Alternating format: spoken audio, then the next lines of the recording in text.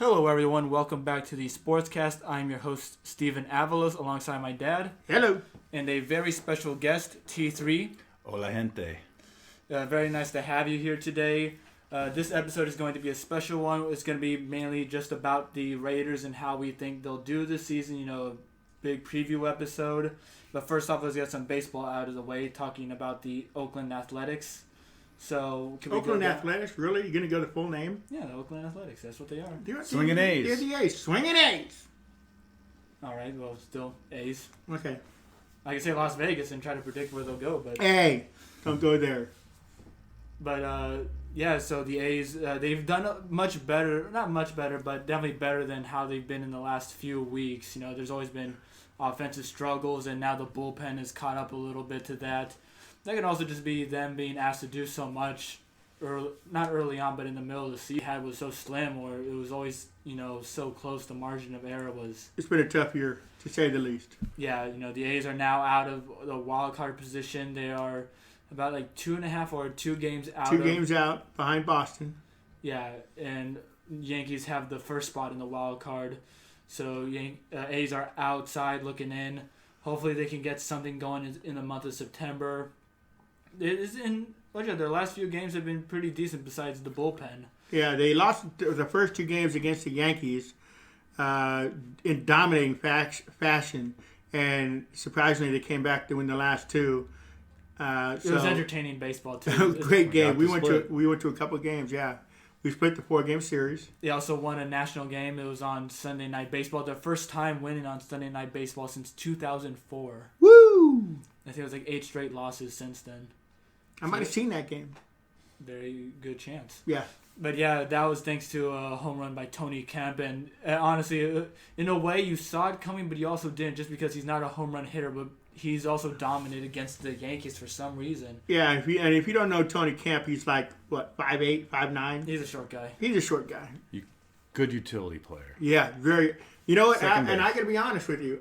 Beginning of the year, I didn't want him because he just he was a singles hitter. But he has proved this year, he is without a doubt that he belongs on the team. He's made some incredible defensive plays and some incredibly hitting. His hitting has been exceptional. Yeah, exceptional indeed. Yeah, there was a time though after the first series in New York where it looked like he was getting a little too overconfident. Where like you could tell, like, okay, it looks like he's trying to actually hit home runs this time, and like it's like that's not gonna work for you. Yeah, and it didn't look good. The home runs should come naturally. Yeah, well, that's how all the A's should be approaching it, because as I said in the beginning of the season, or actually no, before the season started, I said they rely too much on home runs. They need to be able to just simply manufacture runs by hitting and playing small ball, but they haven't been able to do that, and it showed with how bad they are with runners in scoring position. Yeah. But the last week, it's been much better, easily. You know, the last 2 games against the Yankees, some were short and all that. You know, the last game we won against them, that was all because of Tony Kemp's home run. But the series in Detroit, we scored plenty of runs in all 3 games, even the one we lost. We still got 6 runs in. We lost because the bullpen had a meltdown. And major proportions. And Melvin also made questionable decisions. He's been making questionable decisions all year. Trevino couldn't come in, though, because it was back spasms, but there were still plenty of other guys like Chafin or Romo, or just putting Diekman in earlier that would have made more sense. Yeah. So, yeah, and Chris Davis is now back. He made his debut or re-debut. Yeah, re-debut at the A's First today. hit a double. Yeah. RBI double. Yeah, he went 2 for 3, and I guess it is true that he must have found his swing or something, and we got to thank Matt Chapman for that, who's also been swinging the bat much better than... Much better. Yeah, he just looks much more comfortable. It's not striking out as much, and he's hitting the ball hard. Because I tell you, I was we went to the Yankee game, I was talking to some Yankee fans behind us, and believe me, there were Yankee fans in abundance all over the place. Probably at least half the fans there were Yankee fans. They travel well. They do. If you want to ask me about Yankee fans, I can just say that I'm not a fan. Yeah. Well, they can be loud, obnoxious, but, you know, I try to kill them with kindness so they're not as much of an asshole during the games, you know. How do you compare Yankee fans to Boston fans? They were equal. Oh, Boston I know fans about are a little bit funnier, I think. Yeah. Although that. Funny looking or funny hot? Buddy, but actually, one thing that was interesting though that we should mention was their little game, the mound ball. yeah, these guys behind us, they were playing this game called Mound Ball, where they would judge whether the ball was going to stay on the mound when the ball got thrown back to the pitching mound, whether it was going to stay on the mound or not. Yeah, so when every half inning is over, the umpire always tosses the ball to the mound for the next guy to get it, and they bet on every single time. on or off, and they're like loud about They it. Of course, were- the alcohol was probably like doing some of the voice. Yeah, because they were getting beers like every half inning. It seemed like they were never behind us, but when they were there, they were loud, and you always heard the mound ball. Yeah, you're like on, off, or keep going, or he's throwing heaters. Yeah, Things so like that. they're interesting. And I had a good time talking with them, because like I said, I kill them with kindness, and we had a good time until the game got out of hand on Friday. Yeah. Overall, I do find any fan base is always going to have their obnoxious portions Yeah, and all that. And I feel like East or West Coast tends to have more like higher volumes of that. I feel. yeah. You went to a game recently, right? I do believe it was a walk-off. It was a Jed Lowry walk-off home run. Oh, nice. Yeah. Oh, I Nice. think I was at that game actually. I brought a Yeah, couple friends you were because at that that was game. when they had the Again. special tickets to like $8 or something. It was against the Cleveland Indians. Yeah. They lost. And you went with your family? Yep, it was a great time had by all, believe me.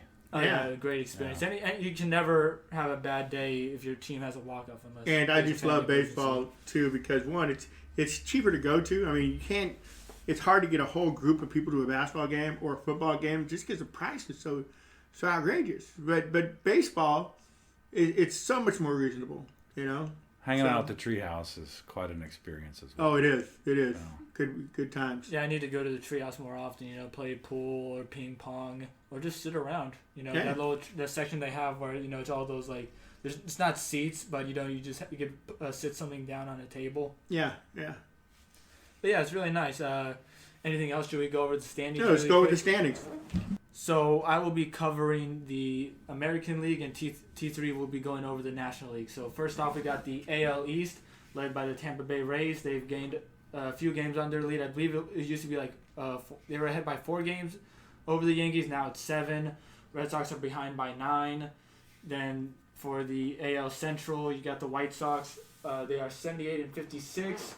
Still a very dominating lead. There's no question that they'll win the division.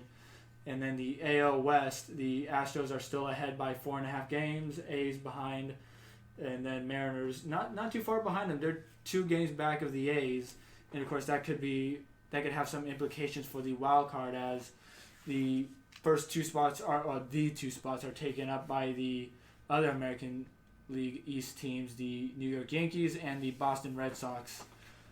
And so the A's are outside looking in. Hopefully they can try to find a way back in there. But Seattle isn't too far behind as well. And they had a good series over Houston just recently.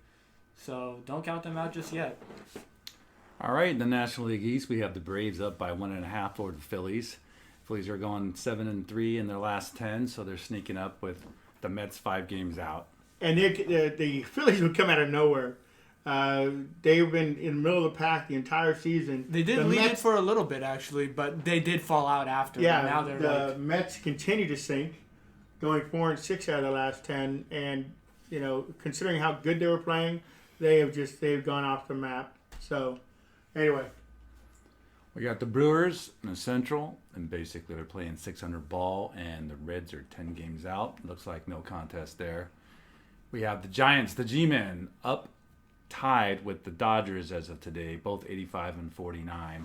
It looks like the Dodgers are on their 7-3 streak right now in the last 10, and you can count the rest of the league out as far as the Padres, Rockies, and Diamondbacks. And a little tidbit about the Giants and Dodgers.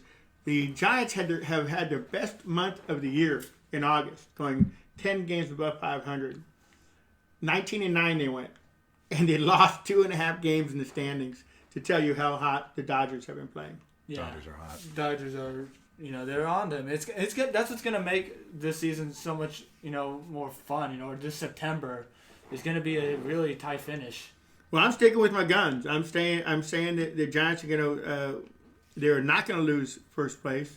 They're gonna continue to win, and despite the Dodgers' incredible play, I think they're going to win the division. I would have agreed last week, but just the way things have changed over the last 10 games, I'm starting to lean over to the Dodgers, especially since some people have been put on the COVID list for the Giants. I can't name who at the moment. Are you privileged information?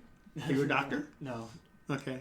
But I just don't have a great feeling about the Giants. I think they can still be a good team, but I just think the Dodgers are going to overwhelm them by the end of it.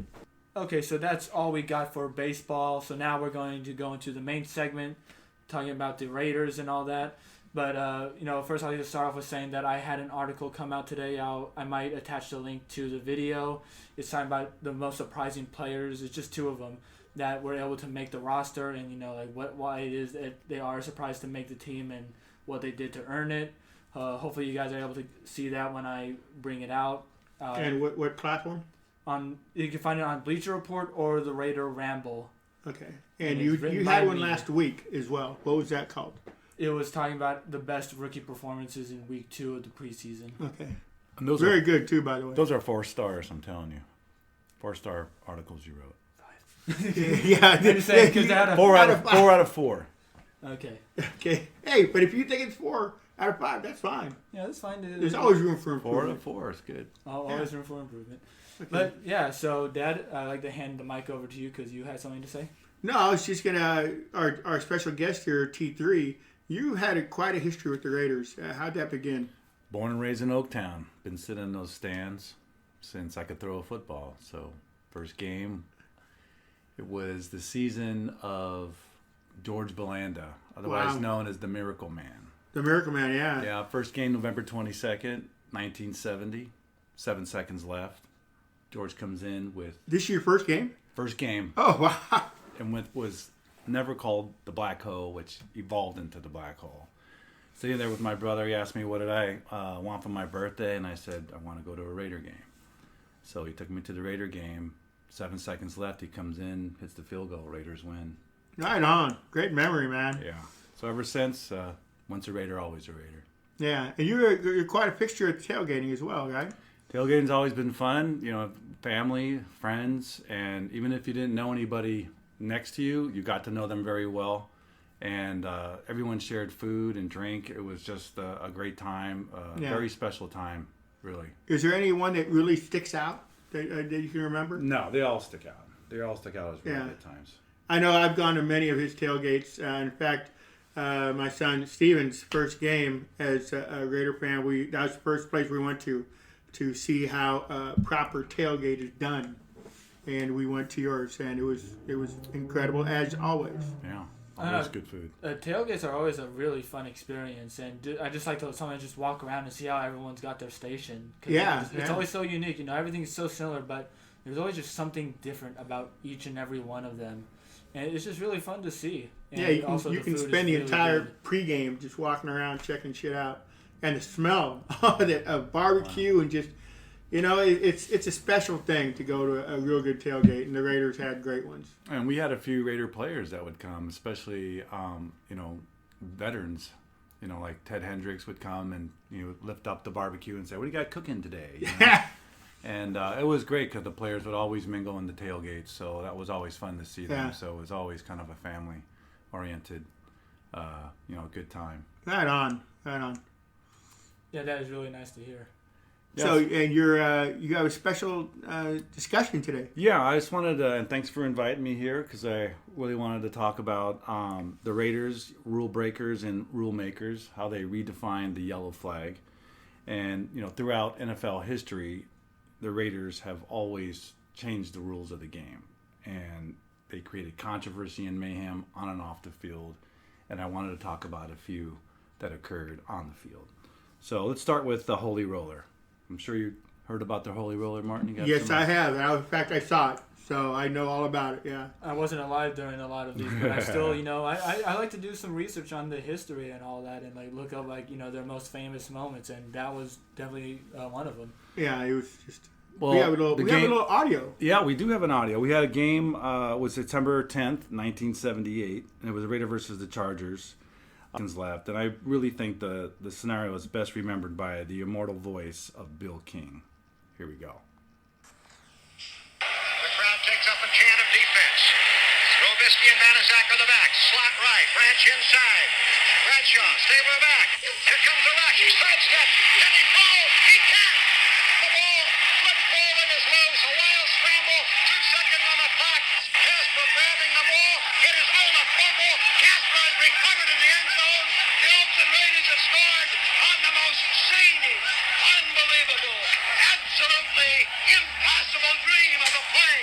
Madden is on the field. He wants to know if it's real. They said yes. Get your big butt out of here. He does. There's nothing real in the world anymore. The Raiders won the football game. The Chargers are standing, looking at each other. They don't believe it. Nobody believes it. I don't know if the Raiders believe it. It's not real.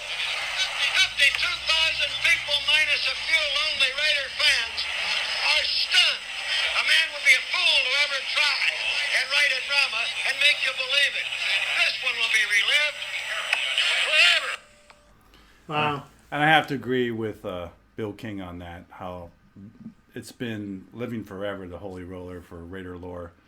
And that brought about Rule 8, Section 7, Article 5 and 6, which state the fourth down fumble. The player who fumbled the ball is the only player permitted to recover and advance the ball. And that's true for Article 6, which means that after a fumble, after the 2-minute warning, same rule applies. So I guess you can advance the ball any other time besides those 2 times. So it was quite a play. You have to check it out. And how they advanced the ball was with Ken Stabler, Pete Banaszak, and Dave Casper. And it seems so obvious. When you watch it now, it seems so obviously they're advancing the ball by kicking it and hitting it towards the end zone. But it worked, and right on. And, no rule against it until that time. So second on the list, we've got the illegal contact beyond the 5-yard zone. So this is brought about by the Soul Patrol. The players are the cornerbacks, Old Man Willie Brown, Skip Dr. Death Thomas, Jack the Assassin Tatum, and George the Hitman Atkinson. So during this time, the late 70s, the Raiders basically would annihilate anyone who would come over the middle. And what happened was this contact became way too physical. Actually went to court where the Raiders and the Steelers went back and forth, and our secondary was known as the criminal element. And actually George Atkinson sued the Pittsburgh Steelers and Chuck Noll for slander. Yeah, they had a contest, right? But didn't the defensive backs have a contest to knock who knocked who down? I know that was a rumor per se. I know the Saints actually admitted to that, but I don't know if the Raiders actually admitted to doing that. Okay. But the players were just notorious for taking players out any way that they could. So yeah, and I would check all this stuff out on YouTube. They have any kind of play you want to see on YouTube, and the Raiders, they viciously hit receivers. Well, so, if you mention YouTube, you got to look at George Atkinson, the Hitman YouTube video. It's just like those guys would be suspended and thrown out of the league for now. Oh yeah. But Definitely. they rewrote the Rule 8, Section 4, and Article 3. A defender cannot initiate contact with the receiver that is attempting to evade him after 5 yards. Yeah, wasn't it called the bump and run or something like that? That's a good point because, Willie Brown basically was one of the players who basically initiated that type of style, that they would try to break up the receiver's route within the 5 yards. So they would bump and then run back and then on the cover. So, yeah, definitely that was the bump and run technique that was, mastered by Willie Brown and others. Really. And then we have the Lester Hayes rule, Stickum, the banning of Stickum. So Stickum was actually legal, and it was generally used by Hall of Famer Fred Blitnikoff. He was a wide receiver for the Raiders who used Stickum, obviously, to catch the ball. And obviously it was admitted, too, by the great Jerry Rice that he used Stickum, but I heard now that he might have rescinded his admission. Yeah, the same year he rescinded it, but it's just like, well, why would you say you did it in the first place if you're going to rescind it? And you should see these players that used it because they had it up and it was slathered on their arms, their forearms, and they had like Blitnikoff would use it around his. He had it around his Lower legs. lower legs, his forearms, and it basically the ball would just, that's why it's called stickum, because it would just stick to his hands, and he made some incredible plays. I wouldn't say it was stickum related because he had great hands to begin with, but that sure as hell didn't hurt. And now players just they have gloves now, and gloves. And the gloves now, holy crap, man! Those things have pretty good grip. Although they don't, like it's weird because like stickum, it's only good for like a one-time thing. Gloves are definitely meant to be like something that can last longer. But I bet they go through gloves like crazy still. Well, they used to go through balls like crazy because once the stickum got in the ball, they had to toss it out. That's right, and the refs were always livid about that. Because, they would just toss a stickum on the ball, and then they have to change it out because the quarterback has to throw the ball, right? Yeah, so in 1980, Lester the Judge Hayes used stickum like sunscreen. He intercepted 13 passes that year. He was actually a second most in NFL history, and he tied Willie Brown for the most interceptions in Raiders history. But in 1981, Rule 5, Article 4, Item 8 prohibited adhesives or slippery substances on the body, equipment, or uniform of any player. Now, why did they use anything slippery? I think that was probably they tried to slip the ball when the quarterback was going to get the ball, so they might have They might have player touch it a little bit. Yeah, they might have put some slippery substance and give it to the center, and the center would have bobbled it up. So they said get rid of slippery and sticky substances. Yeah, so what also I want to put a plug in for Lester Hayes. He was AP Defensive Player of the Year in 1980. He was a first-team All-Pro, and even after they banned stickum in 81, he was an All-Pro in 82 and 83 and 84. He was listed in the All-Decade team with Mel Blount, Mike Haynes, and Fred Minifield. And so why is he not in the Hall of Fame is another kind of mystery. Was it stickum? No. They didn't throw to his side after that, so his interception production went down, but when no one's throwing to you, you can't pick the ball off. So yeah, like Mike Haynes, they would never throw in his direction, because he was so good. Same thing with Lester Hayes. So Mike Haynes, another great Raider. Yep, Mike Haynes was an incredible cover cornerback. And that brings us to the Lyle Alzado rule. Rule 12, Section 2, Article 17. Use of a helmet as a weapon. What? You can't use a helmet as a weapon? No. Wow. A player may not use a helmet that is no longer worn by anyone as a weapon to strike, swing at, or throw at an opponent. So on January 15th, this was the 1982 playoffs versus the Jets. Lyle Alzado ripped his helmet off in a fit of rage and went after Chris Ward, offensive lineman for the Jets, and proceeded to beat him with it and then threw it at him. Lyle Alzado, R.I.P., by the way. Yeah. He was a crazy man. Steroids ruined, it just took over his body.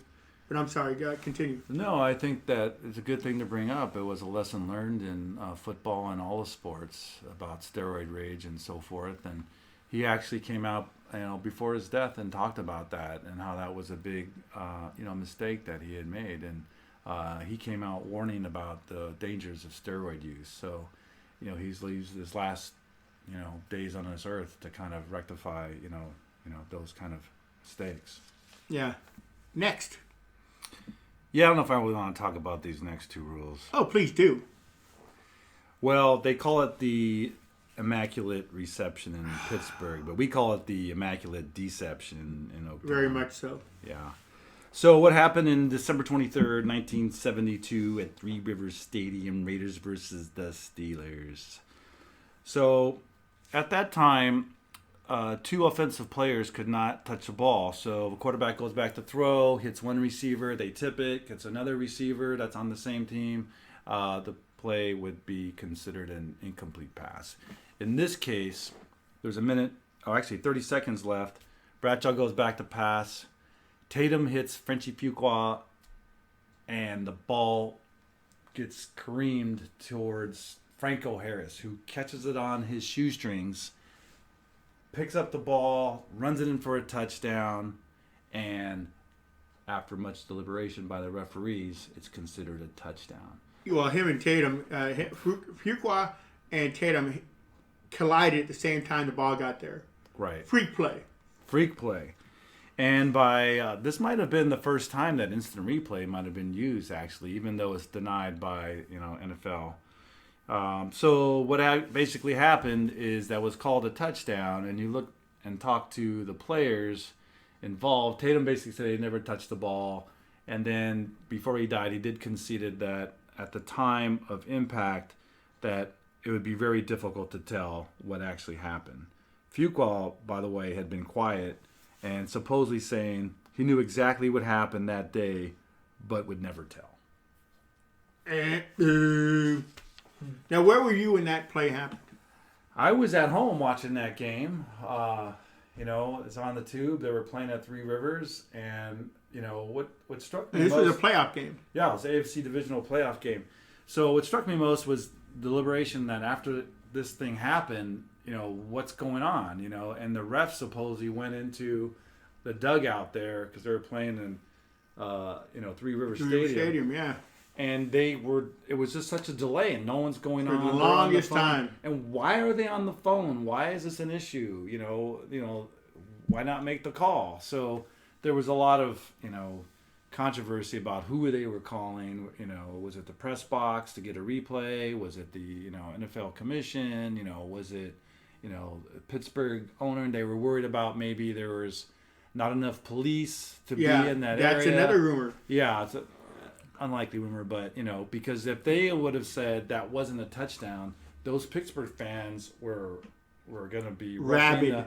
Rabid, going to rush the whole field, and it would have been again a bloody show. So who knows? But anyhow, I was in Fresno at my aunt's house. We were watching it because it was such a big game, and when it happened, it just took. Being such a Raider fan from as long as I can remember, that was devastating to see that because it became a part of history. Football history, and to be on the wrong side of history is never good. Probably the most controversial plays in all of NFL history. So yeah, I'm sure it's up there in the top 10, if not number 1. Yeah, it should have been. I'm sure it doesn't get worse than that, right? It does get worse than that, Steve. Thank you, Steven, for that reminder. Second one I didn't really want to talk to, but now that you bring it up, is the Tuck Rule.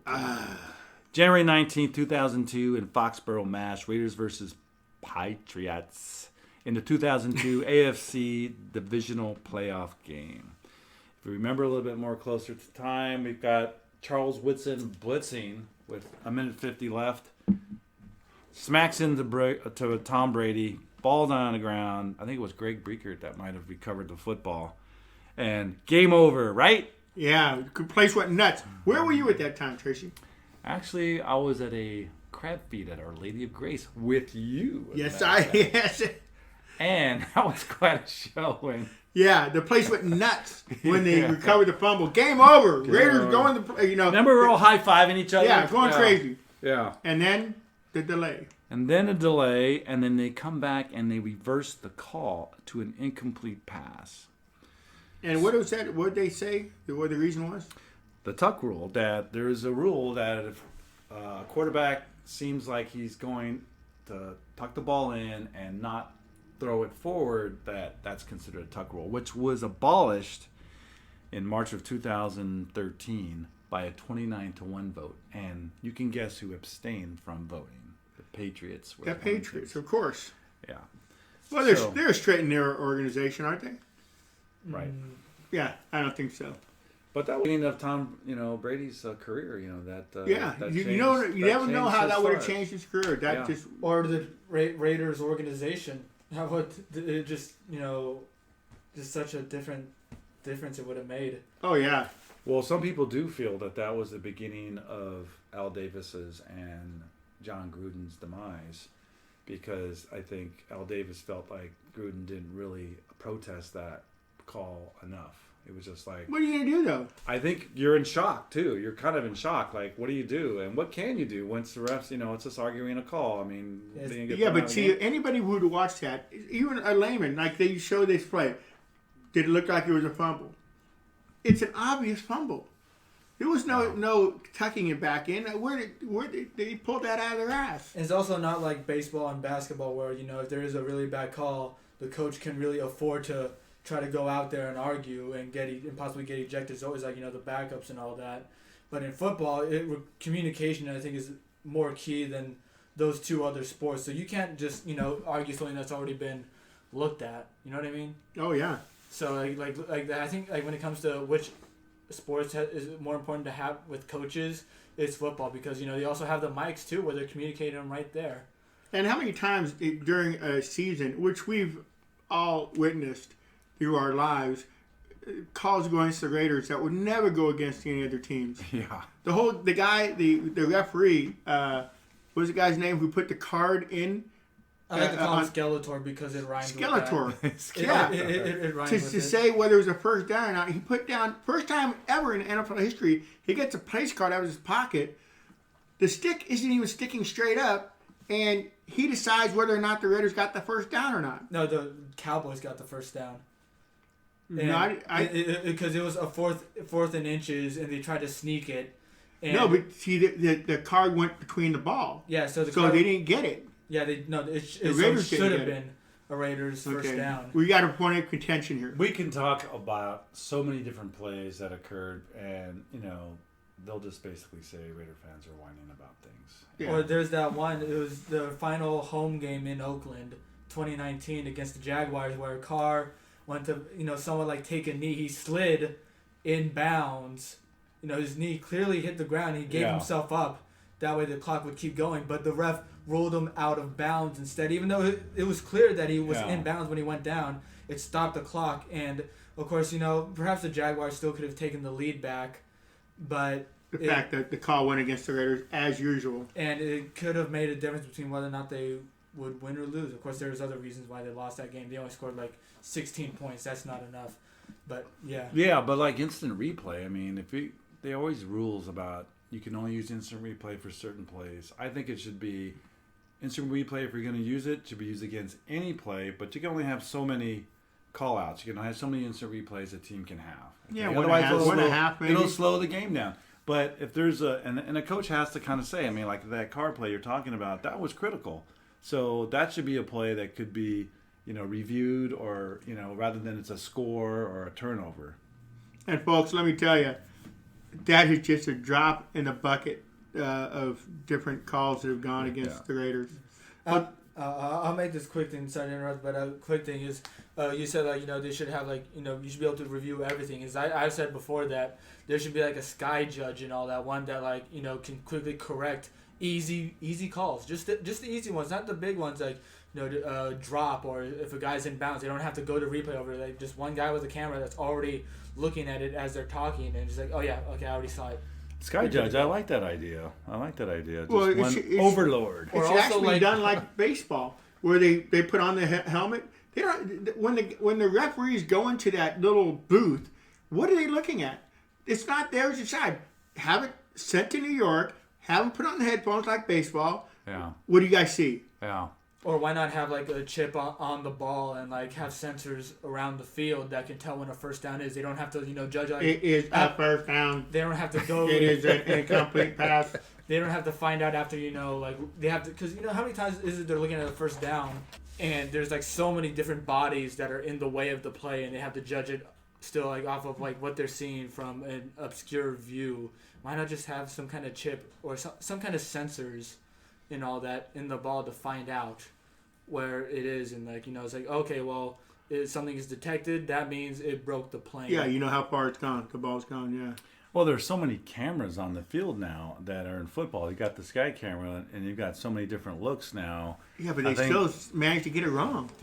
Or also, that's the whole thing. They still get it wrong. Yeah. And something that's ridiculous, and this one the sky judge can't really fix, is pass interference and roughing the passer. How many times have we seen some roughing the passer plays where the guy just just takes a finger to the helmet, like it just just scrapes the helmet, and it's like, oh, that's roughing the passer, or with a ridiculous like pass interference where the wide receiver is obviously selling the play. Or the opposite spectrum where the quarterback gets hit and no call is made.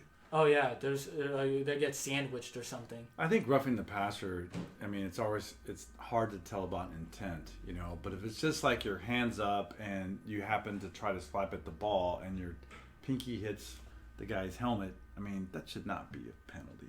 Yeah, and it goes. Unfortunately, it's called way too many times. Yeah. I mean, these guys are men. They can take those kind of hits. Well, remember, these plays and these rules that we just recently talked about are all about trying to open up the game for the offense. So people want to see scores. You know, they want to not see the quarterback get hurt. They want to see, and no one wants to really see anybody get hurt, but except Raiders. Well, yeah, they like to see the players get hurt, but legitimately, no dirty shots. No dirty shots. Yeah, that's not anymore anyway. You know what probably did not help at all when it came to the process of that was, I think, was it Super Bowl 54 or 53? It was the Rams and Patriots, and just the way that game went, it's like, okay, yeah, they're probably just sped up that process of trying to make things even softer for defenses, because that was atrocious. It was. Because and that's where it leaves the question: would you rather want a defensive battle or a shootout? And it's easy.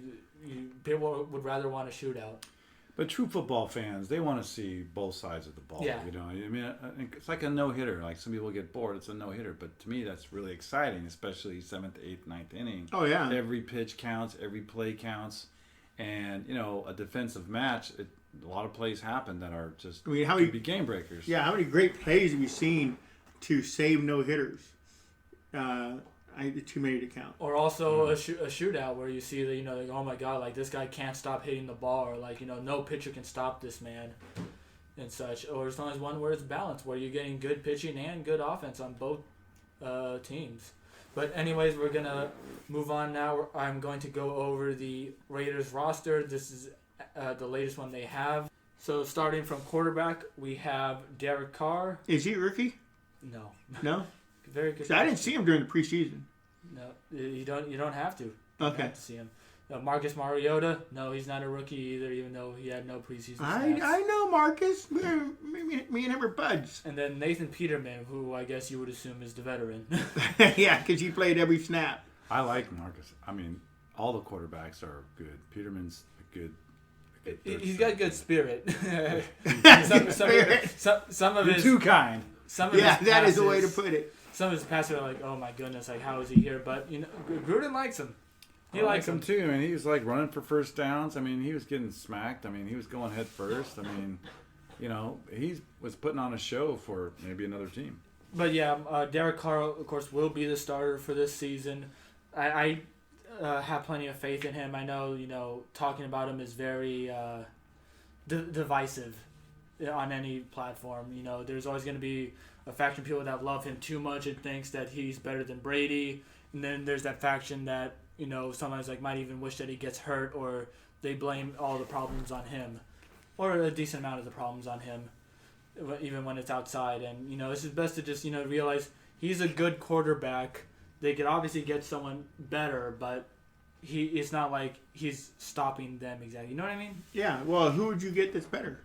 Nah, it's just like of course, people would have said Brady. They would. Yeah, I mean, Brady's one of a kind. Definitely. And Brady's also. You got to remember, Brady also had great teams behind him. Yeah. And he had one coach through his career until this last year, so he had continuity. And he went to a great team with a great defense.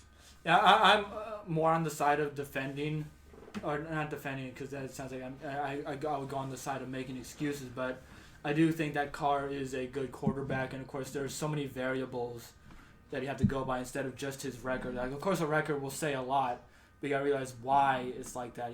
Because the organization has made plenty of bad decisions, especially with drafting, coaches screwing up, a lack of continuity, weapons, defenses. There's so many variables that go in besides just Derek a team Carr. sport. It's a team sport. Yeah. Well, if the Raider defense doesn't do any better than they did last year, Doesn't make any difference Oh, how good the offense is because they're going to go nowhere. I mean, they have to. You when you're at the bottom, the only place you can go from there is up. And I think that compared to other seasons, I think what he does won't be as important, and that's for multiple reasons. Because I think they're going to rely more on the running game. They already have Josh Jacobs, who's good. Kenyon Drake, signing him means just even more. They're gonna have 4 tight ends in this group, which means that, even when they pass, it's gonna be more intermediate. Only 5 receivers, and the way they changed the offensive line, there was a big shakeup there, letting go of Hudson, Brown, Jackson. Huge contract. Oh, yeah, and so another thing with that is the guys that they do have. When you look at their grades, Hudson and company, they were really good in pass protection, but what they lacked is run game. How efficient they were there. Wait a minute. What about like Jacobs? Didn't he have like 1,000 yards at one? Yeah, but a lot of that was also because of volume. Because he was getting the ball so much. When you look at his yards per carry, it was at like 4.9 in 2019, but in 2020 it was like 3.9. So like a whole yard less, even though the total was pretty similar. Yeah, the good point. average was point. not there. And so the guys that you do have now, drafting Alex Leatherwood, keeping Incognito. How's Richie looking? Is he back from injury? Not yet, but they say he will be. He's on track to come back for the season opener. But the guys that they do have now, their grades were much better in the run game. So, it's just things like that, and also just how important I think the defense will be. And I think they'll be much better, not like top 10 better, but they'll be significantly better this year. I just think that the role Carr will have will be much smaller. More defined, yeah. I guess. I still think he'll do a good job. Yeah, but what if the running game doesn't work? Then he's going to have to pass more. And if the O-line doesn't do well, good luck, because we'll get to it later I got on. to tell you, though, and in the preseason, I like watching preseason who's going to make their living. And Trey Vegas, I should say, Trey Vegas, I liked him. I mean, he was a player. I mean, he really got some good reps in those preseason games. Yeah. What'd you think of him? Oh, I really liked him. He's on the practice squad right now. Yeah. But I think by the time week 1 rolls in, he'll be on the roster, because you got to have more than 2 running backs. Because right now they only have 2, and then Alec Ingold as the fullback. Yeah. You got to have more than that. But now Marcus Mariota, he had 1 game, played the majority against the Chargers in Las Vegas. I believe it was like week 15, and it was a really good game. He played pretty well. His passing was pretty nice, but what really stood out was how he could run the ball as well. That's something Carr doesn't do as much or as efficiently. Yeah, he evaded the rush real good. Yeah, and he also had a rushing touchdown. And it just changed things up. Of course, the defense wasn't prepared for him because, he came in due to Carr hurting his groin. So it definitely, probably surprised him a bit. But you got to give credit where it's due. And one thing that the Raiders have discussed is that they might put Mariota in red zone packages. And I think that would be an excellent idea, similar to what the Saints did with Taysom Hill. They would put him in certain packages, and it made it harder to predict on what he was going to do. Sure, and it makes the defense think, and those defensive coordinators are like scratching their heads. It's a great idea. What the hell's going on? Yeah, and What's he doing out there? Mariota, he definitely needs some help on his passing. His passing definitely isn't as good as Carr's, but it's the guessing game that he brings in with his legs.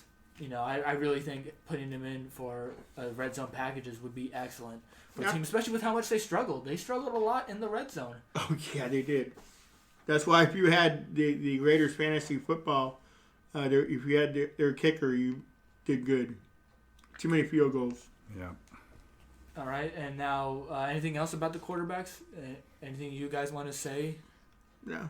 No, I like your idea. I mean, if they could put Marcus in there a few more times, and it gives Derek a little bit more longevity. You think about it. Shake things up a little bit. Yeah. Now, why not? What you got? He's getting a few $1 million on the bench, so you might as well use him. Yep, he got that right. Get your money's worth.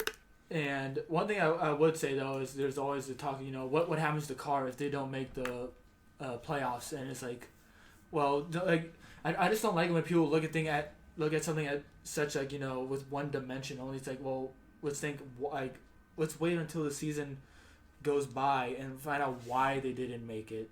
Because for all we know, how many times are there seasons where someone has a really great they play really well, but the other people don't live up to it. Now, like I said, I don't think Carr's role will be as big, so perhaps they could move on from him if they don't make it. They could go for someone that is more like a dual threat quarterback. That's how the league has been changing. Yeah, I don't like that kind of talk preseason. That's the one to have like at the end of the season. Well, how much blame did Carr get on last year? A lot. But people they had the worst defense in the history of the Raiders. That's the thing, though, is they know that the defense is that, but they don't want to shy away from Carr just because, they still finished 8-8. He only has one winning season under his belt.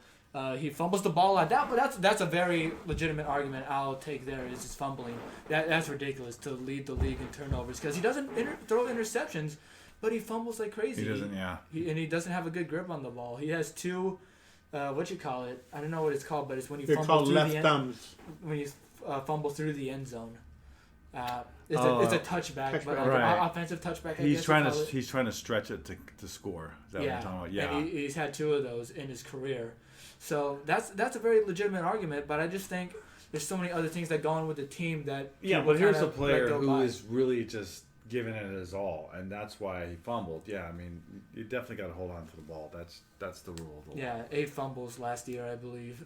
Although only there was one person that was below him, and they only had one less turnover, and that was Josh Allen, who is a top 5 quarterback. So it's just like, well, there's always so many variables, and I just don't like it when people approach it as one side, or they just look at his total record. It's like there's reasons why everything is the way it is. Stafford, he doesn't have a good record, or when Calvin Johnson was on the team, they still didn't really have much of a record, even with him. So there's just so many other things going on, and believe me, Carr isn't elite.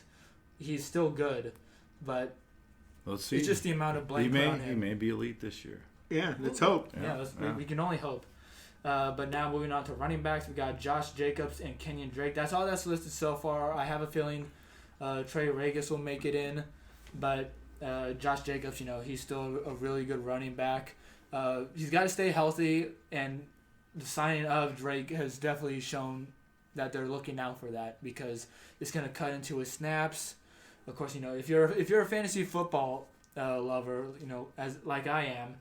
Yeah, that's gonna bring down his stock a bit and boost up Drake's, especially in PPR leagues. And I'm not gonna try to go too much into fantasy here. Not at all, please. Do we know the status of Jalen Richard? I mean, that guy's an incredible back too. I know he's injured with a leg injury, but he's on IR.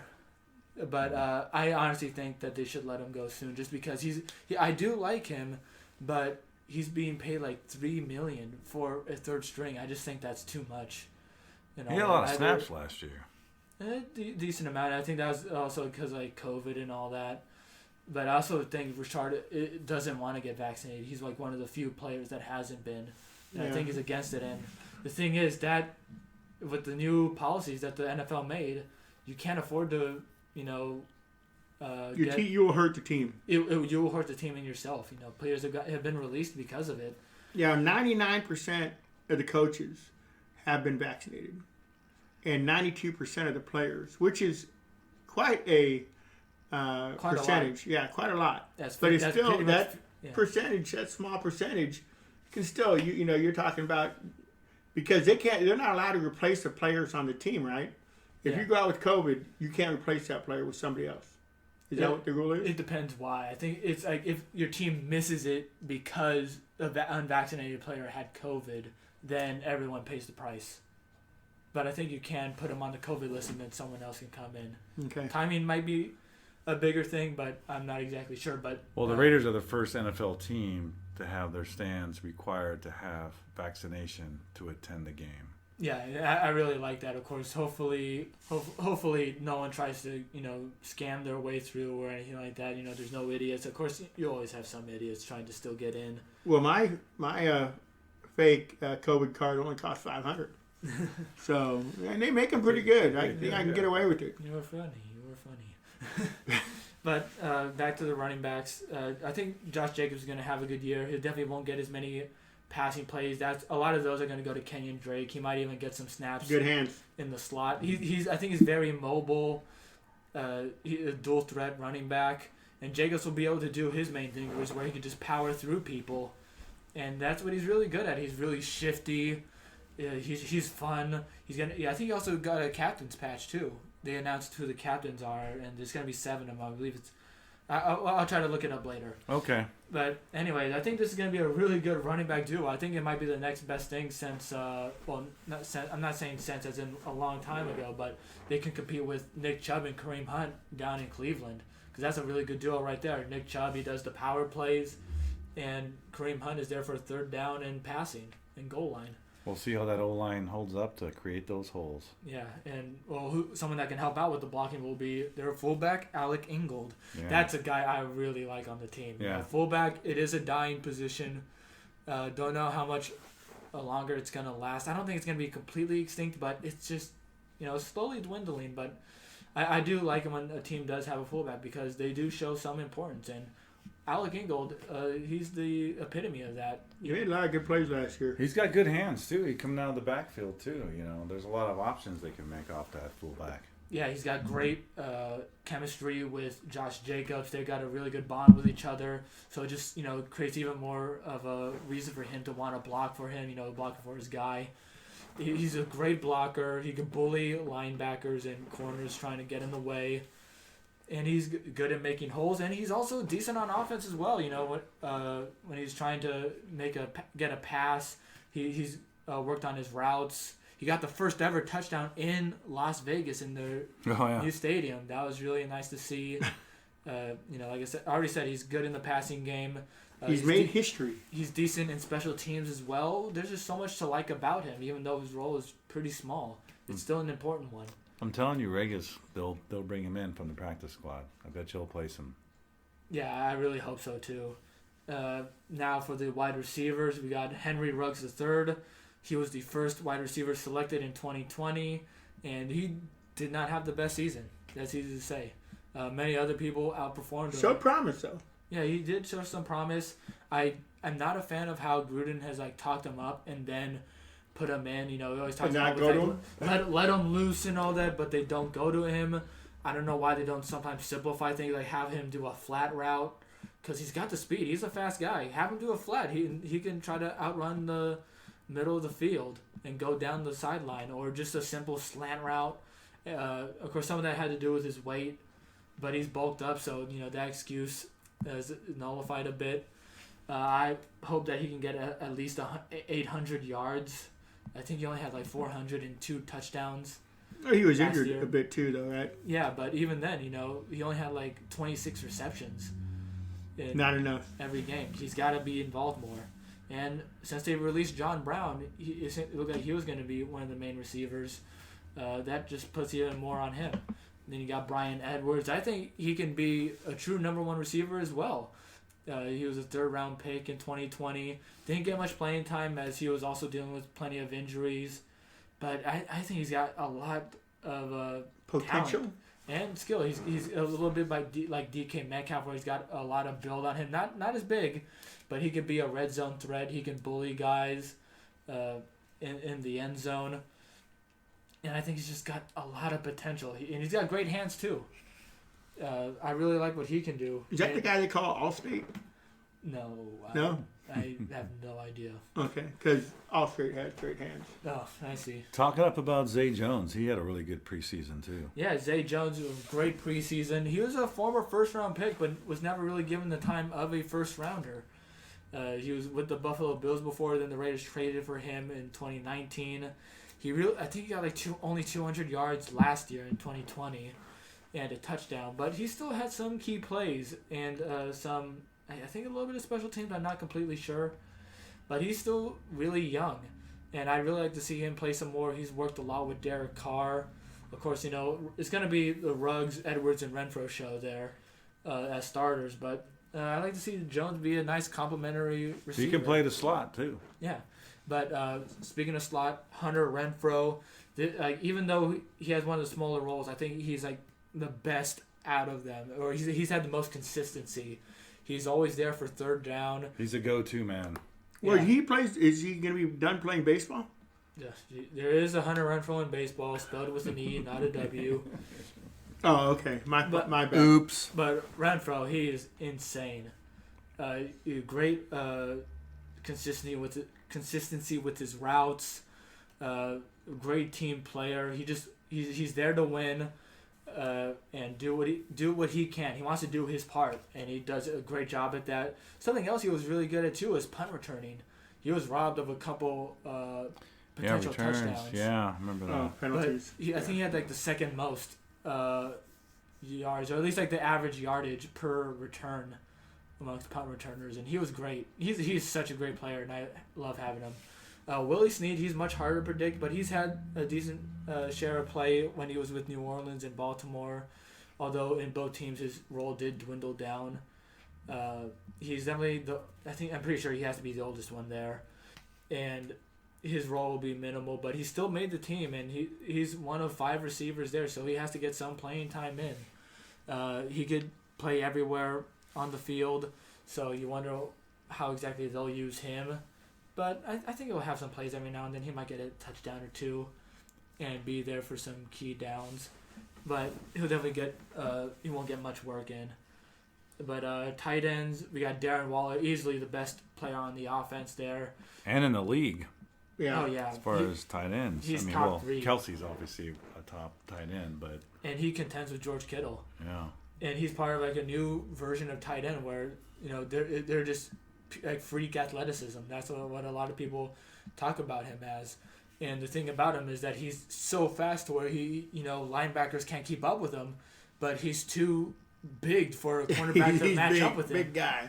Of course, safeties, he just outplays them. That's how it is. And he's just really talented, back-to-back 1,000-yard seasons. He upped his touchdowns last year. He only had 3 one year, and then I think he ended up with like 8. 6 to 8 last year. So he's just he's the real deal.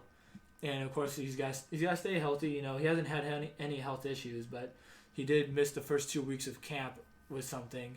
So you just hope that he can be there all the time, because if he's not there, I think they're screwed. He's the number 1 target. He may not be a receiver, but he is the number 1 target for Carr.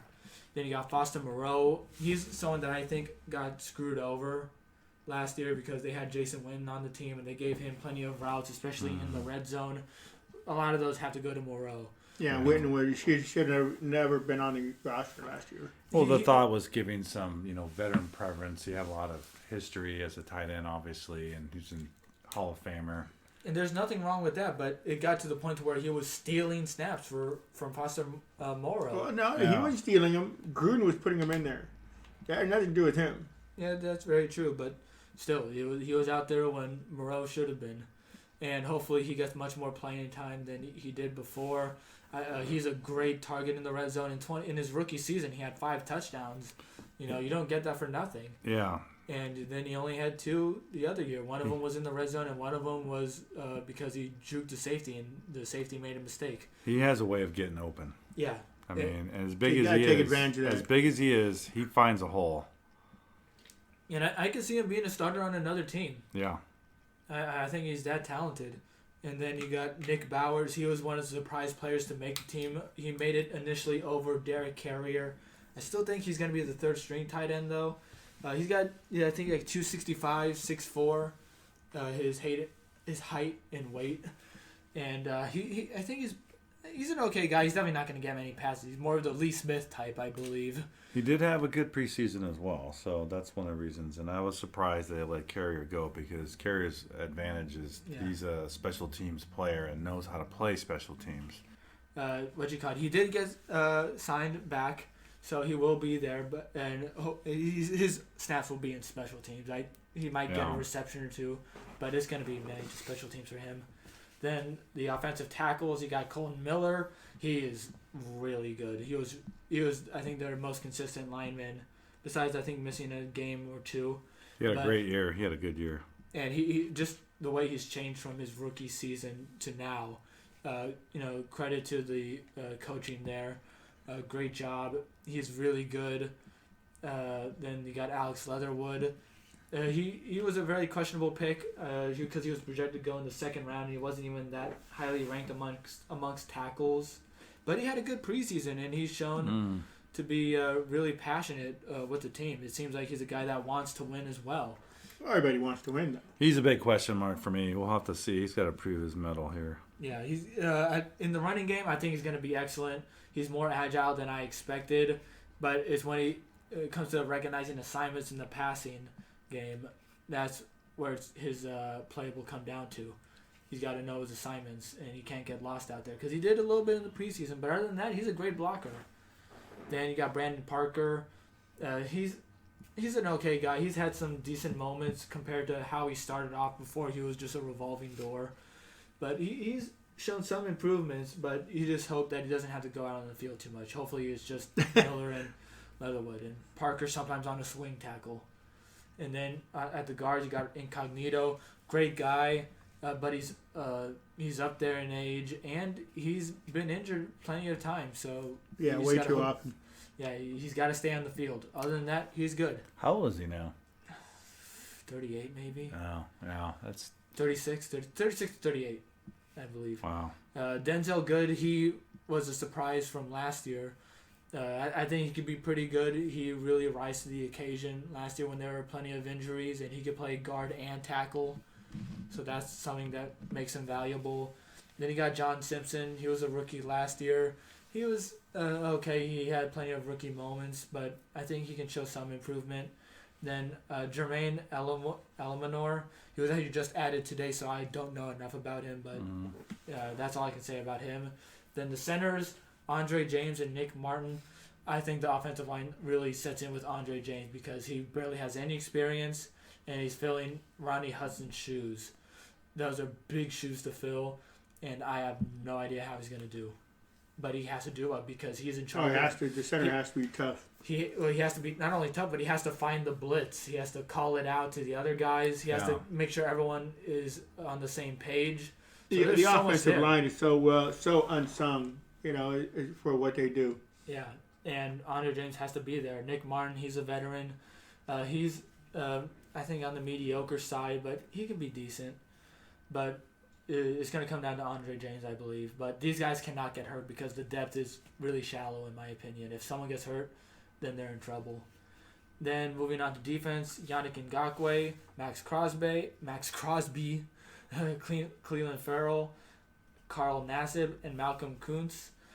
Yannick Ngakoue, I think he's going to be the best player on defense. I think he's their best lineman on the defense. Since, proven veteran. Yeah. And if anything, he's the most difficult name to say. Or spell. But I think he's going to be their best guy on defense since Khalil Mack, I think. I think he's a guy that could... That's saying quite a bit. Well, since Khalil Mack was traded, who's been their best defender? Considering how shitty they've been, nobody. Then that's what I mean. Crosby. I'm not saying he's better than Mack. I'm just saying he's the best thing since he's left. Okay. I think he can be that. I think he's a guy that can wreck offensive lines. He can go after the quarterback, and having Crosby on the other side and also learning from him, they could be a great duo. Yeah, I think it's Farrell's give her. It's his breaking season. He either makes it or breaks it. I think I'm leaning towards breaking. Yeah, I don't know. And it's not completely his fault. He wasn't supposed to go 4th overall. He was supposed to be still in the first round, but 4th overall was just such a reach, and you could tell the Raiders regret it. Yeah. And I do feel bad for him, but that's just how it is. He was overdrafted. Hopefully another team later on can see his talents. He's a good in the run stop. I think he's someone that you can have on 3rd and long. Yeah. But other than that, I don't know what to think. Make or break season for him. Nassib, he's mainly on the team because his contract is still pretty high. He was okay. He had some good moments. He had an interception and a few sacks. But it's just compared to what he's being paid, it's way too much. But an interesting thing about him that has made the Raiders another trailblazer yet again is he's the first openly gay player to be on an NFL roster. So that's pretty remarkable. When you look at the history of the Raiders. You got Al Davis. Well, the history of the NFL. Yeah. Well, you got Al Davis, who hired the first Mexican American coach with Tom Flores First African American coach, Art Shell. First woman CEO, Amy Trask. You know, he was the franchise has been a trailblazers for a first. Even though I'm not going to give Mark Davis credit for crap. Yeah, but good for Carl Nassib. Hopefully he can be a good supplementary guy. I think he can, not exactly overtake Cleveland Ferrell, but just I don't feel that much. I don't have much faith in Ferrell this year. But Malcolm Kuntz, he in week 2 of the preseason, he was second in tackles. And I thought he was really good. He lost a sack. He had one, but it was lost due to penalty in the secondary. But I thought he was pretty good. His second game, or his actually third game against the Niners, didn't do so well. But I think he can be a decent player. He'll mainly be there for special teams. But now going to defensive tackles, you got Jonathan Hankins. He's going to be their true nose tackle. He's great against the run. Nothing much against passing, but he's really good against the run. Quinn Jefferson, I think he can be a decent one. Solomon Thomas, Darius Philon, I'm not sure how to say it. Those 3 guys, I think they're a little bit interchangeable. I think Philon could be pretty good. He had a really good preseason. And Gerald McCoy, I think he could be a wrecker. He looked really good in his first game back. Of course, it was preseason, but it's just the energy he had, especially for his age. He looks like he wants to be out there really badly, and he was going through the offensive line. He was disrupting things, and I think he can be the starter by the end of the year. You want those players that show that passion. Passion, determination, all that shit. I think it can look to be a really good signing. Then for the linebackers, you got KJ Wright, Tanner Muse, Denzel Perryman, Nick Kwiatkowski, Corey Littleton, and Divine Diablo. Interesting name there. So KJ Wright was actually just signed today to a 1-year deal. He's great off the ball. I think he's going to be excellent for the Raiders defense. Tanner Muse, he's going to be the special teams guy. I don't really trust him much with playing actual snaps. Kwiatkowski, I thought he was really good last year, but his role will be limited due to Perryman and KJ Wright coming in, and also the team liking Muse. I don't really know why. But Kwiatkowski, hopefully he gets a decent amount of time, and especially with injuries to other linebackers. And also, they also have like 2 new guys. They're not going to be able to be that acclimated instantly, although they do have experience in the defensive coordinator Gus Bradley's system. Nice. Denzel Perryman, he was traded forward last week. I think he's going to be pretty good. He's only like 29 or 30 years old, so his age isn't that bad. He does have some health issues. He isn't able to stay on the field long, but when he is on the field, he is pretty good. Why wasn't he able to stay on the field? Injuries. We need speed at linebacker. Yeah. We need speed. And then Corey Littleton, he was such an exciting signing to have in the offseason, but he really was disappointing. But a lot of that I think you could put on their previous defensive coordinator, Paul Gunther, because he always ran such a complicated system. And it was always going to be complicated whether or not you were a rookie or you just got there. He was just a really bad system. And even Brandon Marshall, he wasn't there with the Raiders for long, but he said, their Achilles heel was Paul Gunther. Not the defense, the whole team. Well, we'll see. But yeah, I do think that Corey Littleton will have a lot of improvement in this year. I think he's going to be what we expected him to be, especially just since we have a much better coordinator in Gus Bradley. And then Divine Diablo, he only played 1 game in the preseason, and it wasn't pretty. He looked lost all the time. Of course, it's his first game in the NFL, but still, it was not pretty at all. And he made the roster. Yeah. Well, he's a rookie, too. Drafted, 3rd round. They don't like to let go of those rookies when they draft them. It's like also admitting, you made a mistake, right? Oh, yeah, I can understand that.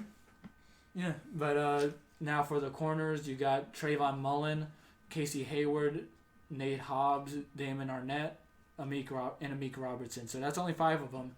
But that's a pretty decent group of corners. Besides not knowing how Arnett's going to be, Mullen is solid. He's been good in back-to-back years. He's had a couple of questionable games, but other than that, he's a pretty good corner. Yeah, he's going to be a shutdown corner. His is going to be his year. Now, Arnett, is he the one who just had incredible plays and then, what the hell is happening plays? No, he didn't have many incredible plays at all. That's the guy we want to get rid of? No. He's in the making. Yeah, I think he can improve, but Casey Hayward Jr. though, he was really. I think he could be pretty good. He's a decent corner.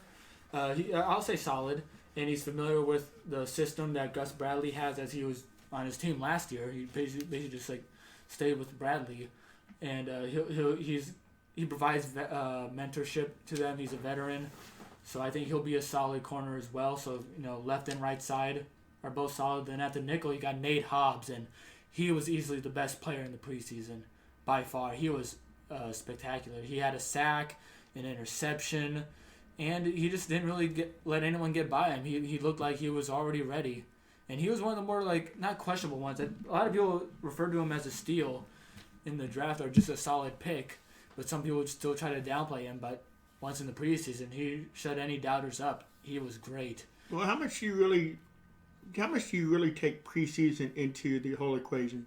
Just as the confidence, really, and the familiarity.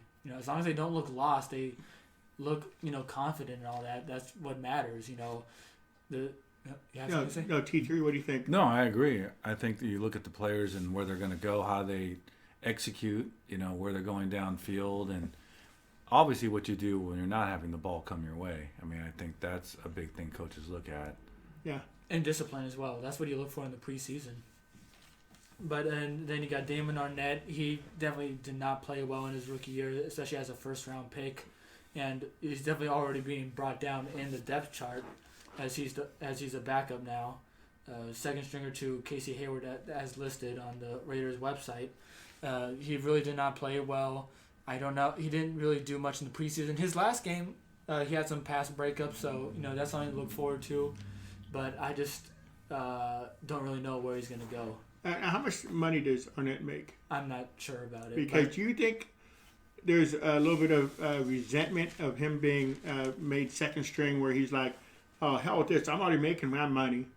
I'm looking to go someplace next year anyway." No, can't get to the head of the player like that. Okay, Yeah. I'm doing devil's advocate. Yeah, stuff, I mean, we think about that because they make millions. Millions, and they get free food. Yeah. And then Meek Robertson, he was a rookie last year, barely got any playing time, and the playing time he did get wasn't too good. But I think he's shown a lot of improvement, and a lot of that is thanks to their new defensive back coach, Ron Mealis, and of course Gus Bradley as well. But it seems like him and Mealis were working a lot together, and it showed in the preseason. He was playing pretty well. He was the best player in their third game, even though it was atrocious to watch them get beat by the Niners. Robertson was someone that was doing his job, and it was third and second stringers going against first stringers, so he was doing something right, and he's had a good training camp as well, so I have faith in him. And then you got the safeties, Trayvon Moehrig, Roderick Teamer, Jonathan Abram, Tyree Gillespie, and Dallin Leavitt.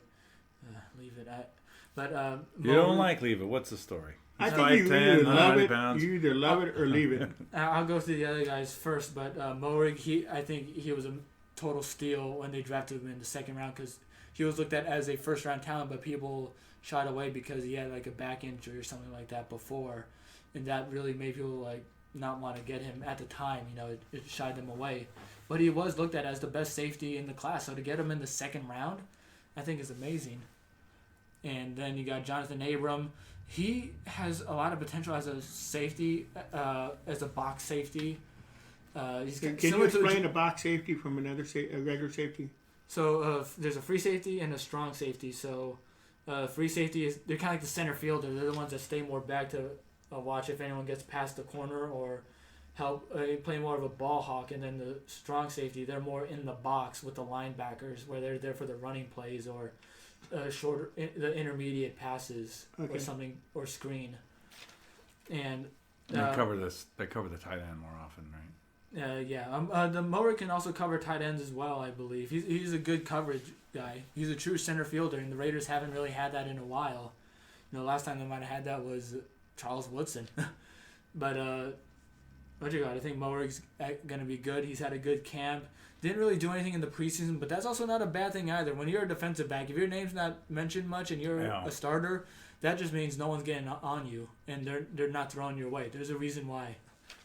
Unless they're picking on someone else. But Jonathan Abram, his problem was that he just didn't show much discipline. He would Over aggressive.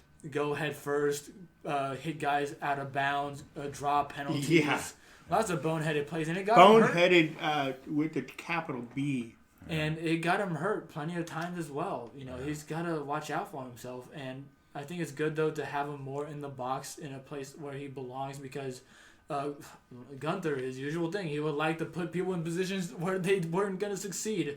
Yeah. I don't understand. How do you really feel about Gunther? I don't even know how he was a coach. Last year, every week, you wanted him gone. Everyone wanted him gone. Good reason, though, because they had the worst defense in the league. It wasn't like it was special the other years. He was awful his whole tenure as a Raiders coach. Was he ever good on any team? He was. I don't know. He's but that's once again that's Gruden's pick. It's Gruden's guy. And as we talked last year, I think Gruden is the root of a lot of stuff on this team. Anything bad, it's Gruden related. I think even with the draft, I think he takes a lot of power in that. I think Mayock has more power when it comes to the later picks, which I think is where the Raiders are better. But, what do you think? I think it's going to be a combination of two things. Number one is the coaching and the plays, like you were talking earlier about not making the defense so complicated. Sometimes just kind of sitting back, a lot of the teams that are more successful, they disguise the defense of what they're going to do rather than just like set and doing and having these plays set. So, our new defensive coordinator, we'll have to see what tricks he has up his sleeve, but it's about execution no matter what, Oh, yeah, because they might have the greatest plans in the world, but they're not ones out there playing defense. Yeah, I mean, it falls on players and coaches. Like I said, it's a team effort. You just can't really blame one, but we'll have to see how it goes. Yeah, and then, so what I was going to say with Gunther is that there were times where he had him play as the free safety, where he was doing deep coverage, and it wasn't working at all. He was awful. Just like I think Bradley will make sure that he stays in the box. And then you got Roderick Teamer. I didn't know if he was going to be a free safety or a strong safety or not. I think he's just going to mainly do special teams and be there if any of the other safeties get fatigued. He had a pretty decent preseason. He beat out Leavitt for the initial 53-man roster. He's still there, but I don't think he's going to be doing much. But, kudos to him for making the team when he wasn't expected to. Then you got Tyree Gillespie. He was, I believe, I don't remember where he was picked exactly. I think 4th or 5th round.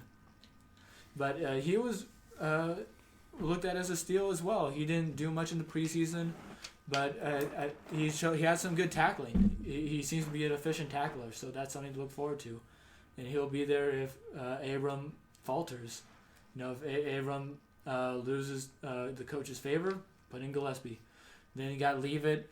I just don't think he's that good of a player. He's good in special teams. But the thing is, even in special teams in the preseason, he wasn't playing that well. And he seems like a liability if you have to put him on the field. And, of course, special teams is important, but he just really did not play that well. I just don't think he's worth a roster spot, to be honest. Damn. We'll see. Hope he's not listening to this podcast. He's 5'10", 190 pounds. He's a pretty small guy, but he's around the ball, so he's got to step up. All these players have to step up if someone gets hurt. Yeah, you just got to hope the other safeties do well and stay healthy to where he doesn't have to get on the field. He just has to focus on special teams. Yeah. And then to round this off, we got the special teams unit. So at punter, you got A.J. Cole. In the preseason, he had some questionable kicks, but I'm not going to trip over that. I think he's still a pretty decent punter all around. Then you ut Trent Sieg as the long snapper. Don't hear his name ever. That's what you want as your long snapper. You don't want to hear their name ever unless it's a good story about their life. Yeah. Then Daniel Carlson, he scored the most points in Raider history, but of course that wasn't really that much of a good thing. That was because they were in the field goal range. They were in the red zone a lot, and he was getting chip shots. But still, when you're brought out there, you got to make your kicks, and he did that. He had a much better year than 2019, where he was a bit shaky. He was 100% from 50 yards out, even though that was just 2 kicks. But still, and in the first 2 weeks as well, actually. But he's still a pretty good kicker, so I have faith in him. Yeah, you bring up some good points because in the red zone, it's going to have to be a turnaround for the Raiders in this next season. How they convert in red zone and third down efficiency. I think you can look at those two things, and they'll pretty much predict who's going to be the winner of the game. Now, I was thinking that we might do a schedule, like look at the schedule and go game by game. I have the schedule right here in front of me, and we're going to do it very quick.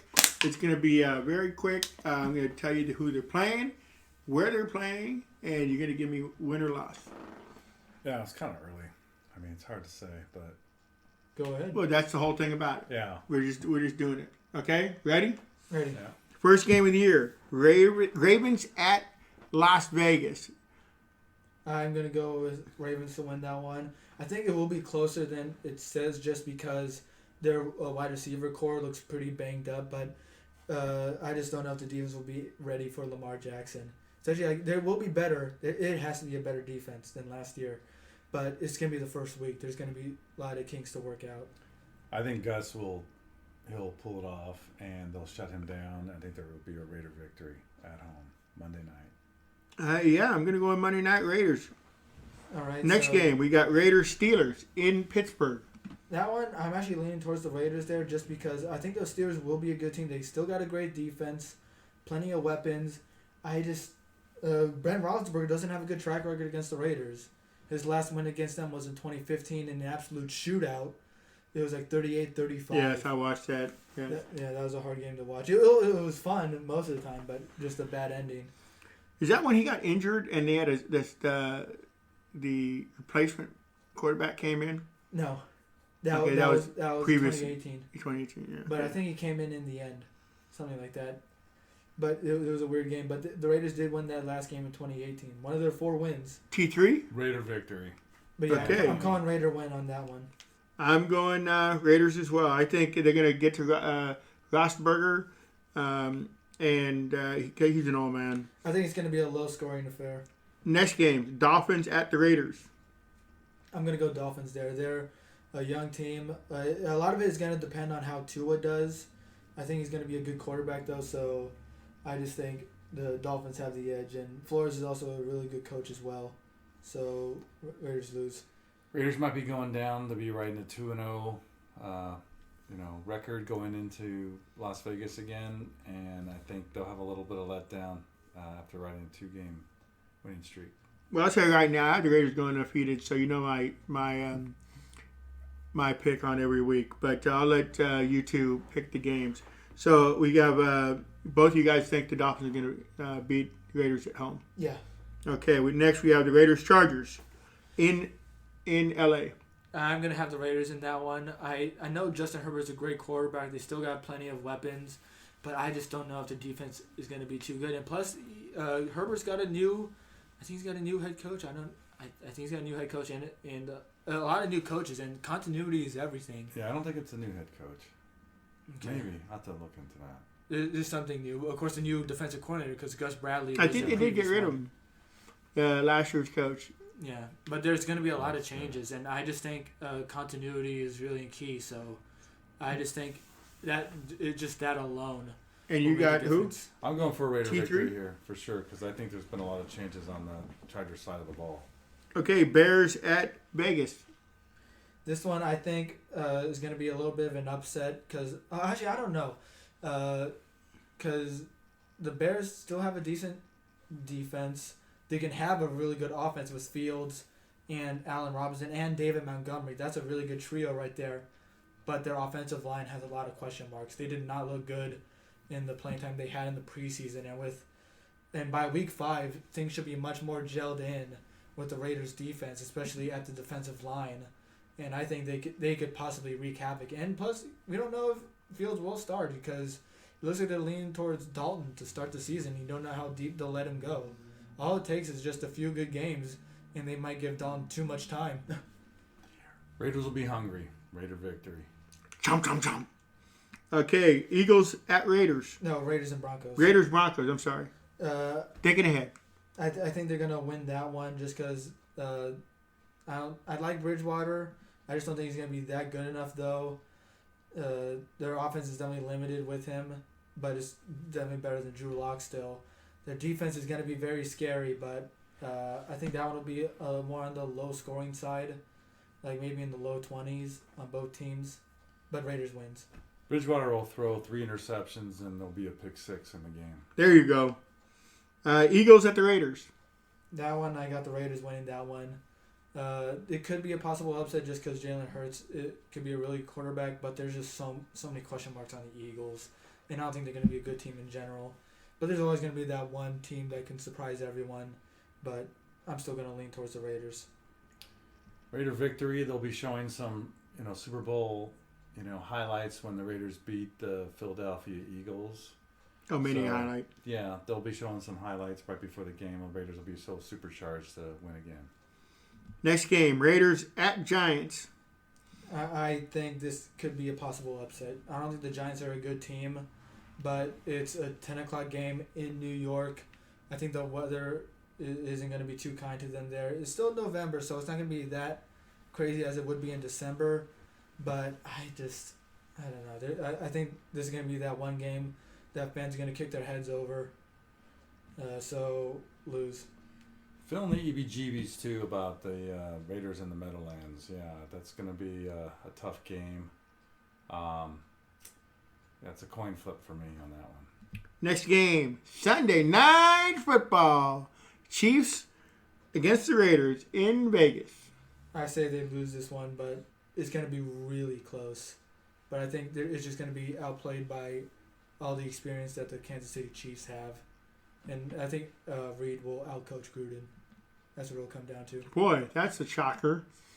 I'm picking the Raiders on this home game. Next, Bengals at the Raiders. Raiders. Boy, you were quick on that one. I think Burrow's going to make some strides this year. Their defense will definitely be better. But other than that, there's not that much to look forward to. And plus, their first-round pick, Jamar Chase, so I don't think he might see much playing time because he might have a possible domestic dispute charge on his hands in the near future. I don't know. The Raiders will record the most sacks up until this game against the Bengals. So wow. They'll have the most sacks, like 6 or 7 at least. Nice prediction. We have Raiders at the Cowboys. Thanksgiving Day. I think this will be their make or break game. And I think the Raiders could win this one. The Dallas Cowboys, I think their offense is still going to be really good. As long as Prescott is healthy. He's still got a shoulder problem. So you don't know what's going to happen with that if it happens to be a nagging injury later on. But I do think, though, that they can win this one. Dallas's defense still isn't that good. They made some improvements, but not as many as I think the Raiders have made. So I'm going to have the Raiders edge them out this one. I think this is going to be down to the last second.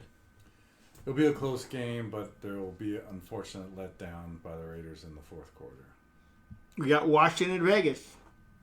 This one, I think the Raiders could win this one. But I could also easily see an upset just because Fitzpatrick might be starting that game, and he is so hard to predict on how he'll do in a game. He could either throw a crazy amount of interceptions, or he'll be a football god. Or just late in the season, you don't know if he's going to be even quarterbacking. I don't think they're going to give it to Heineke. Unless they trade for someone, but I still don't know. Again, the Raiders will be showing highlights of their Super Bowl victory with the Washington team.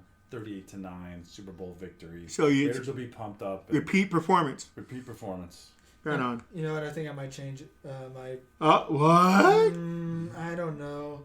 I think I'm going to change it just because now that I think about it, I bet I could see some injuries going on with the Raiders' offensive line, and Washington's defensive line is one of the best in the NFL, I believe. Okay. And I think that's going to be what hangs in the balance. We have Raiders at the Chiefs. I say they win this one. I think they have, if they're going to make the playoffs, they have to win one of the two against the Chiefs, and I think they'll win this one. They could easily win the one at home, but I'm going to go with away where they win. I think they're going to pull their Jekyll and Hyde maneuver and go down. So after coming off a big victory against the Washington football team, they will lose this game. Excellent. We have Raiders at the Browns. This one is going to be a really interesting one to watch here. But I'm going to go with the Raiders to win it. It was a pretty crazy game against them before, but that was also because it was hailing like crazy. It was a weather phenomenon. But I give the Raiders the edge on this one. I think it's going to be a pretty close game. like 28-24, some score like that. But I'm Let me going write to that down. What do you have? 28, 24? No.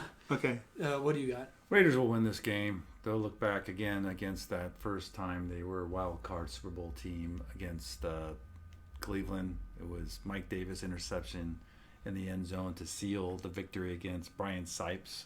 There you go. Yeah, it'll be like they'll show those highlights all over again, and they'll go down. And next up, we got the Broncos in Vegas. I'm going to go with the Raiders to win that one. I think they're in their own environment. They know that's an important stretch, and they'll take advantage of it. And Broncos will be more on the outs. Raiders will sweep the Broncos. No, hands down. Hands down. Raiders, Colts in Indianapolis. I'm going to go with the Colts winning this one. I think Colts are going to be challenging for the AFC South along with the Tennessee Titans, and I think they're just going to be a bit hungrier because I think for the Raiders, it's more realistic for them to make it through the wild card, but they're going to want the Colts are going to want the division, and who knows how their team's going to look throughout the season. They have Carson Wentz as the starter, but they got a great defense. Their front seven is magnificent, and their offensive line is really intimidating as well. Health will decide how the Colts do, but I could see them winning this one. Raiders. Enough said. Chargers, Raiders, last game of the year. I'll have T3 go first on this one. Definitely, the Raiders will close down this game. It's going to be I don't think it's going to be a must game, but I think it's going to be a game that they're going to say, hey, we've done it before. We're going to do it again. They're going to have a very high emotions going into the game because they're going to be ready for the postseason. And lastly, Chargers in Las Vegas to close out the season. I'm going to go with the Raiders to win that one at home. I wouldn't be surprised if they lost it just because... well, you don't know what's going to be on the line. Yeah. If the Raiders already have the division wrapped up. No, they're not going to win the division. It's still going to be Chiefs. You never know what's going to happen to Mahomes. Their only chance is wild card. Well, I got them going 17-0, so Yeah. That's why I said that. Realistically, I think they're going to go 10-7. Yeah, I think the way I have this is 11-6. I'm not exactly sure on how many losses I have yet, but. And how many losses did you have for T3? I think 5. 5. 12-5. 12-5. I'm like basically between 10-7 and 11-6. That's where I am. Oh, right on. It's been a great podcast. Anything else you wanted to add to it? That's all I got. Yeah. T3. Thanks for having me. Go Raiders. It's been a pleasure Go to have Raiders. you. It's been a long time waiting, and I'm glad it finally came true. Yeah, good times. Right on. What you call it? I hope you guys really enjoyed listening to this. Have a good night. Have a good night. Wait a minute. Have a great night. Good night.